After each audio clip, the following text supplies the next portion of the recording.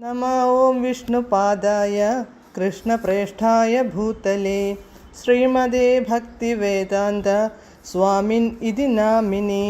नमस्ते सारस्वते देवे गौरवाणी प्रचारिणे निर्विशेषशून्यवादी पाश्चात्यदेशतारिणे।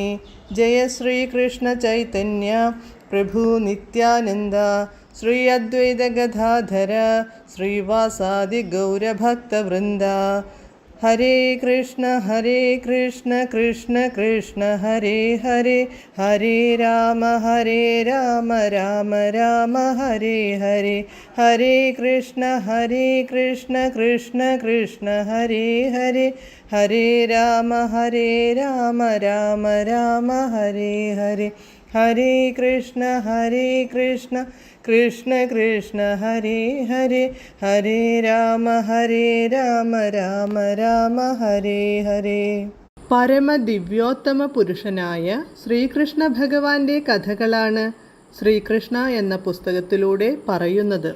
ഓം നമോ ഭഗവതേ വാസുദേവായ, ഓം നമോ ഭഗവതേ വാസുദേവായ, ഓം നമോ ഭഗവതേ വാസുദേവായ. നാരായണം നമസ്കൃത്യ നരം ചൈവ നരോത്തമം ദേവീം സരസ്വതീം വ്യാസം തതോ ജയമുദീരയേത്. നഷ്ടപ്രായേഷു ഭദ്രേഷു നിത്യം ഭാഗവത സേവയാ ഭഗവത്യുത്തമശ്ലോകേ ഭക്തിർഭവതി നഷ്ടികി.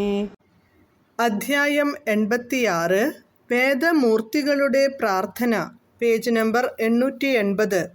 ഇപ്രകാരം വിവിധ ജീവിഗണത്തിൽ കുടുങ്ങിപ്പോകുന്ന ജീവാത്മാക്കൾ സർവേശ്വരൻ്റെ അവിഭാജ്യ ഘടകങ്ങളാണെന്നു വേദങ്ങളിൽ പറയുന്നുണ്ട്. വാസ്തവത്തിൽ പരമാത്മാവ് ഒരു സുഹൃത്തിനെ പോലെ ജീവാത്മാവിനോടൊപ്പമാണ് സ്ഥിതി ചെയ്യുന്നത്. അതിനാൽ ആ ജീവാത്മാവിനെ പരമാത്മാവായി മായാവാദികൾ തെറ്റിദ്ധരിക്കുന്നു. ജീവാത്മാവും പുരുഷന്റെ സ്ഥാനിക ഭാവമായ പരമാത്മാവും ശരീരത്തിനുള്ളിൽ തന്നെ സ്ഥിതി ചെയ്യുന്നതിനാൽ അവർ തമ്മിൽ ഒരു വ്യത്യാസവുമില്ലെന്നു ഒരു തെറ്റിദ്ധാരണ ചിലപ്പോൾ ഉണ്ടാവാം.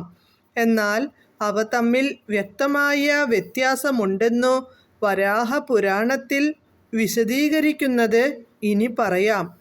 പരമപുരുഷന് 2 തരം അവിഭാജ്യ ഘടകങ്ങളുണ്ട്, ജീവാത്മാവും പരമാത്മാവും. ജീവാത്മാവിനെ വിഭിന്നാംശമെന്നും പരമാത്മാവിനെ സ്വാംശമെന്നും വിളിക്കുന്നു. പരമപുരുഷന്റെ പൂർണ്ണ വികാസമായ സ്വാംശം അദ്ദേഹത്തെ പോലെ തന്നെ ശക്തനാണ്.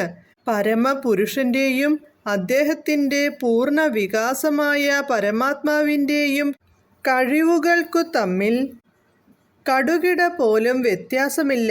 അതേസമയം അവിഭാജ്യ ഘടകങ്ങളായ വിഭിന്നാംശത്തിന് ഭഗവാന്റെ കഴിവുകളുടെ അതിസൂക്ഷ്മമായ ഒരംശം കഴിവുകൾ മാത്രമേയുള്ളൂ.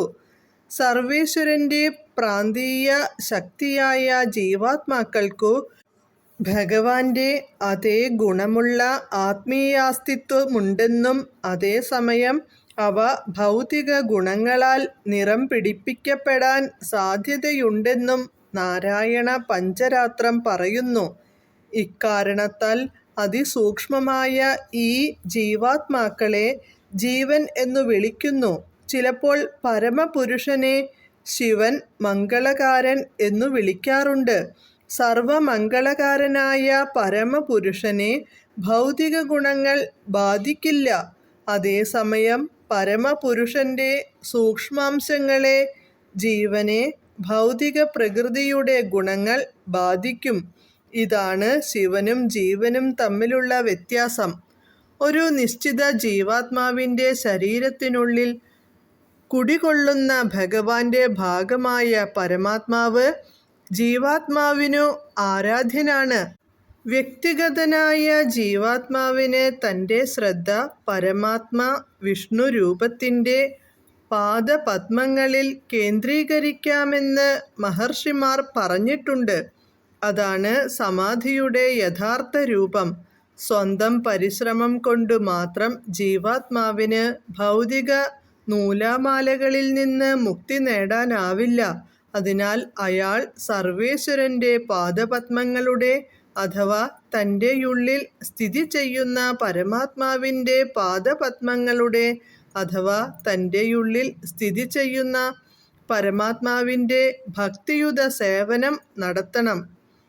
ഇതു സംബന്ധിച്ച് ശ്രീമദ് ഭാഗവതത്തിൻ്റെ പ്രസിദ്ധ വ്യാഖ്യാതാവായ ശ്രീധരസ്വാമിയുടെ ഒരു കവിതയുണ്ട്.